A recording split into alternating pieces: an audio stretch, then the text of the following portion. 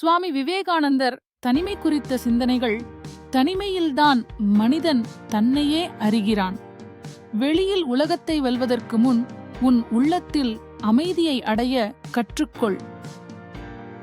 தனிமை என்பது பலவீனம் அல்ல, அது ஆற்றல் சேர்க்கும் தருணம். அமைதியான தனிமை உன் சிந்தனைகளை கூர்மையாக்கி உள்ளார்ந்த வலிமையை தருகிறது.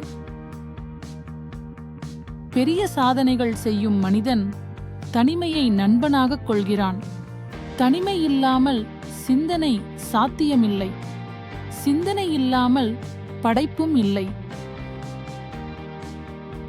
உலகம் உன்னை விட்டு விலகும்போது தனிமை உன்னை உன்னோடு சேர்க்கிறது. அந்த தருணத்தில்தான் உண்மையான ஆன்மீகம் துவங்குகிறது. தனிமையில் அஞ்சாதே, அந்த அமைதியில்தான் உன் ஆன்மாவின் குரலை கேட்க முடியும். வீடியோ பிடித்திருந்தால் லைக் செய்யுங்கள் மற்றும் சப்ஸ்கிரைப் செய்ய மறக்காதீர்கள். நன்றி, வணக்கம்.